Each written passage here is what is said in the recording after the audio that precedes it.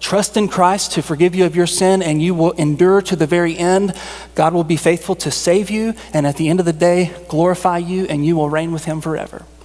Why? Because God keeps his promises. Two negative truths, or two negative stanzas present one negative truth, which is if you deny Christ, if you are faithless, if you never put saving faith in Jesus, because God is faithful, because he cannot deny himself, at the end of the day, you won't be saved. Because the way to salvation for anyone who would believe, anyone who call on the name of the Lord, they will be saved. But if you reject him, if you deny him, if you're faithless, then he'll deny you.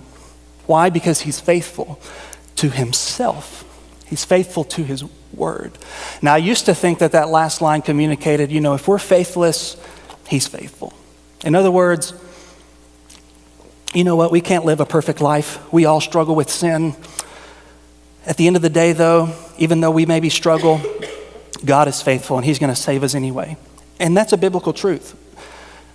Your salvation isn't based on your works. Your salvation is based on grace through faith.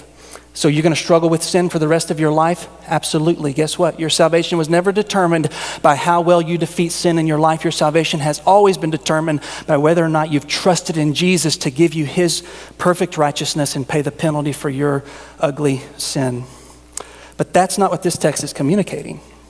This text is communicating that God is faithful to himself, and because God is faithful to himself and he has already established in his word that if you deny him, he will deny you. At the end of the day, all people don't go to heaven. I like the way C.S. Lewis put it. There are some people who at the end of the day say to God, thy will be done. And then there's other people in the world who at the end of the day, God says to them, thy will be done. God never forces anyone to go to hell. Everyone who is there chooses to go there of their own free volition. And I think that's what this is communicating. God will not deny himself by forcing people into a heaven, into a relationship with Christ that they never accepted in the first place.